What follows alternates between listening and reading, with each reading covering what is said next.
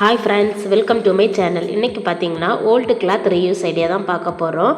அதுக்கு நான் என்கிட்ட இருந்த பழைய ஒரு காட்டன் சாரீ தான் எடுத்திருக்கேன். உங்ககிட்ட என்ன கிளாத் வேஸ்ட்டாக இருக்கோ அதை எடுத்துக்கோங்க.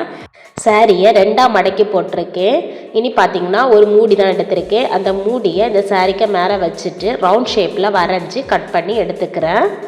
இப்போது ரவுண்ட் ஷேப்பில் கட் பண்ணி எடுத்தாச்சு. 2 பீஸ் வேணும். நாம் மடக்கி போட்டு தான் கட் பண்ணோம், அதனால நமக்கு 2 பீஸ் கிடச்சிரும். இந்த 2 பீஸையுமே இதே மாதிரி நல்ல பக்கம் உள்ளாடி இருக்கிற மாதிரி வச்சு 2 பீஸையும் ஜாயின் பண்ணி ஸ்டிச் பண்ணி எடுத்துக்கலாம். மெஷின் இருந்துச்சுன்னா மெஷினில் ஸ்டிச் பண்ணி எடுத்துக்கோங்க. கொஞ்சம் கேப் மட்டும் விட்டுட்டு மற்ற இடத்த எல்லாமே நம்ம ஸ்டிச் பண்ணி எடுத்துக்கலாம்.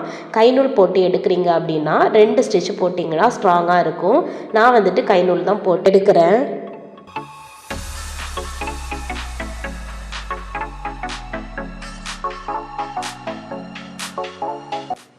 கொஞ்சம் கேப் விட்டுட்டு ஃபுல்லாகவே கைநூல் போட்டு எடுத்துட்டேன்.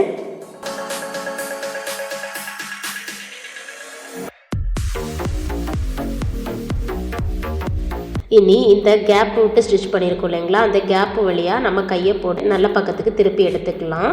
திருப்பி எடுத்ததுக்கு அப்புறமா நம்மக்கிட்ட இருக்கிற வேஸ்ட்டு கிளாத்து இல்லைனா கிழிஞ்சு போன கிளாத் எதுனா இருந்துச்சுன்னா இதுக்குள்ளாடி வச்சு விட்டுக்கோங்க. பஞ்சு இருந்துச்சுன்னா பஞ்சை கூட நீங்கள் வச்சு விட்டுக்கலாம். இல்லை ஸ்டிச் பண்ணிவிட்டு வேஸ்ட்டாக நம்ம கட் பண்ணி போடுற அந்த பீசஸ் இருந்துச்சுனாலும் நீங்கள் அதையுமே வச்சு விட்டுக்கலாம்.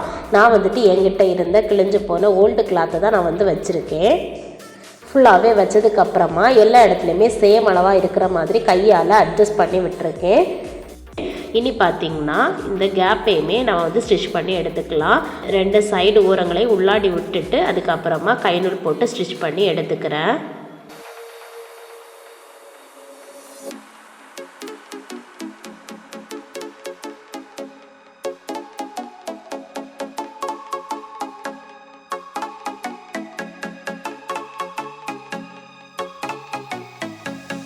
ஃபுல்லாக ஸ்டிச் பண்ணி எடுத்ததுக்கப்புறமா கையால் இதே மாதிரி அரேஞ்ச் பண்ணி விட்டுக்கிறேன். எல்லா இடத்துலையுமே கிளாத் சேம் அளவாக இருக்கிற மாதிரி அரேஞ்ச் பண்ணி எடுத்ததுக்கப்புறமா இதில் கொஞ்சம் கொஞ்சம் கேப் விட்டு 5 இடத்துல டாட் போட்டு எடுக்க போகிறோம். எந்த சைஸில் நீங்கள் பில்லோ ஸ்டிச் பண்ணுறீங்களோ அதுக்கேற்ற மாதிரி கேப் விட்டுக்கோங்க. 5மே சேம் அளவு கேப்பாக விட்டு இதே மாதிரி டாட் போட்டு எடுத்துக்கலாம்.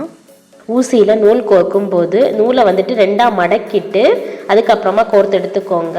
கொஞ்சம் திக்காக நூல் இருந்துச்சுன்னா தான் நம்ம இந்த நாட் போடும்போது கரெக்டான ஃபினிஷிங் வரும். ஒரு சைடில் நூலை கோர்த்து அடுத்த சைடு எடுத்துட்டு அடுத்து நூல் கோர்க்கும் போது கொஞ்சமாக கேப்பு விட்டு கோர்த்து மறுபக்கம் எடுத்துக்கோங்க. அப்போ தான் நமக்கு அந்த ஃபினிஷிங் கரெக்டாக வரும். அதுக்காக தான் இதே மாதிரி ஒரு 3-4 டைம் ஸ்டிச் பண்ணி எடுத்துக்கோங்க. இதே மாதிரி கொஞ்சம் கொஞ்சம் கேப்பை விட்டு 5 இடத்துல ஸ்டிச் பண்ணி எடுத்துக்கிறேன்.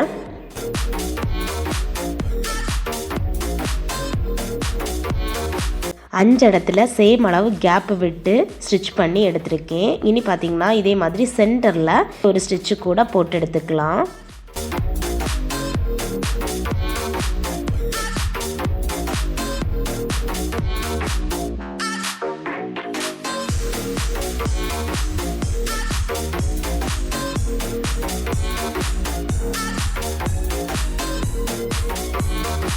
ஃபுல்லாகவே ஸ்டிச் பண்ணி எடுத்தாச்சு.